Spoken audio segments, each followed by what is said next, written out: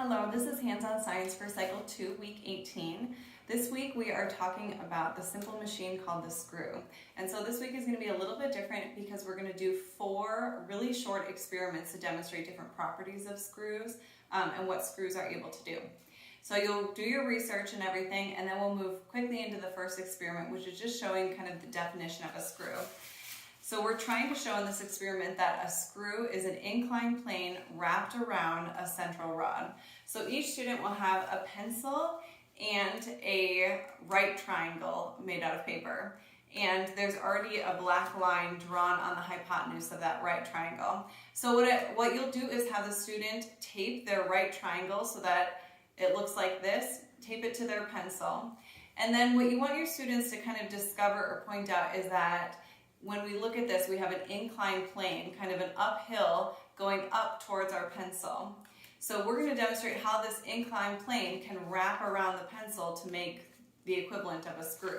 So all your students are going to do then, it's taped on, they're just going to wrap this around, wrap their triangle tightly around their pencil, and they'll be able to see that now the line where that inclined plane was, the hypotenuse of that right triangle, is wrapped around like the threads of a screw.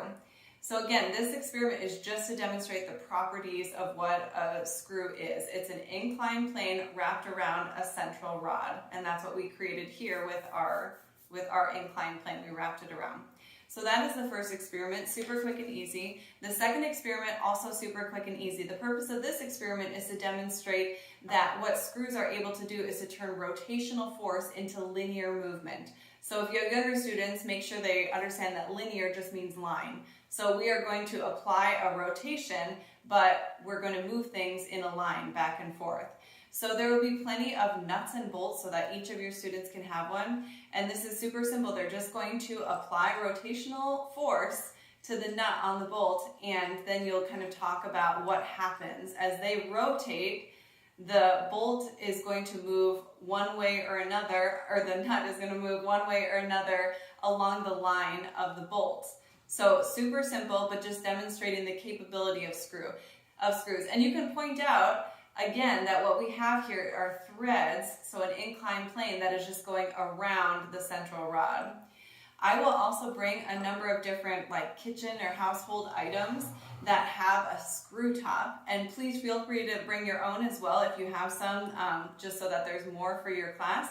But what you can do is demonstrate with mason jars or anything with a screw top, demonstrate that the same thing is happening here, and we use these all the time in day-to-day life. So we have an inclined plane going around a central rod, the top of this bottle, and when I put my lid on, what I'm doing is I'm applying rotational force, just like I did with my nut on my bolt, and I'm creating linear movement to move the cap down. When I go the other way, I'm applying rotational force the opposite way, and linear movement is resulting. So again, super simple, we use it all the time, but just giving words and vernacular to that. All right, so that's the second experiment. The third experiment, we are going to talk about screws as fasteners. So each class will have a couple of wooden boards.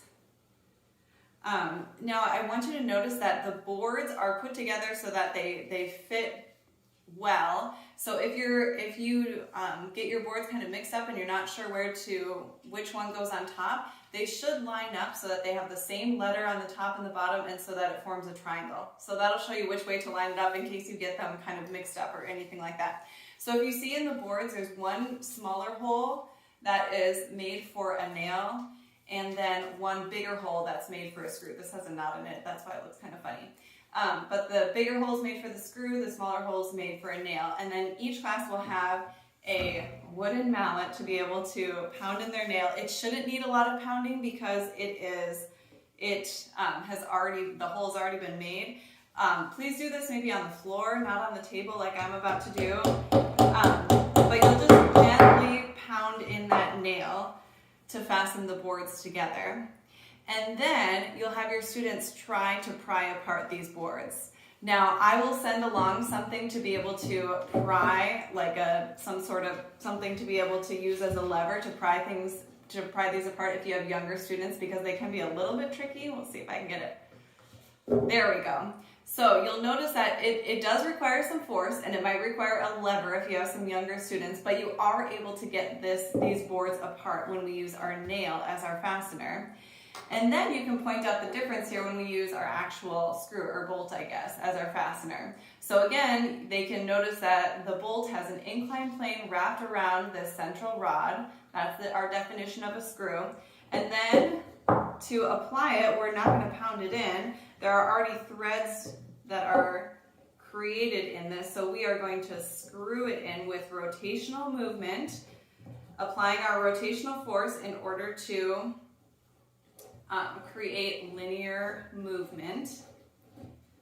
And then we'll repeat the same thing. Once we have it in, we're going to repeat the same thing and try to pry these apart. And your students will notice that even if they use a lever, there's not a way to unfasten these. So you can discuss how screws are used in our day-to-day life. We already discussed how they're used on screw top bottles and things like that. But then you can also discuss how screws are useful as fasteners in a different way than nails because they can't be removed as easily. They stick really well because of that inclined plane and the threads of it being stuck into place. All right, so that is our third experiment. Screws can hold things together as fasteners. And then our last experiment is probably the most fun one. You will have a tub. I have a bowl, but you'll have a nice tub to fill with water. And then you'll have another tub. You'll have another tub that will be empty. And you can put it kind of up higher. I just have it a little bit higher. You can put it up higher if you want. But you'll have your empty tub at a little bit higher level than your full tub of water. And you're going to ask your students if they think that we can use a screw in order to move water from the full tub that's at a lower level into the empty tub. And then you will have this screw. So again, point out to your students, this is just PVC pipe, so that's our central rod. And then we have this tubing going around the PVC pipe. That is our inclined plane going around the central rod. So we have a screw here. This specifically is called an Archimedes screw. So it was invented by the famous mathematician Archimedes in order to move water uphill. So what we're going to do then is we're going to put the one end of the Archimedes screw here into the full tub and we're going to rotate it. And you'll rotate it, of course, so that it's scooping up water. And as you continue to rotate it, the water will get stuck in each subsequent pocket. As you rotate it, it will pick up a little bit of water and then it'll get stuck in each pocket. And if you rotate it long enough here, almost there, the water will start to come out. So that was an ancient method of being able to move water uphill, and we can still use it today. So that is one more thing that screws are able to help us with. So again, each of these experiments is just intended to demonstrate different properties of screws. I will also have for everyone, sorry, now I'm trying to hold on to this. I will also have for each student this cool little booklet that's just about simple machines, because screws are just one of the simple machines that we think of.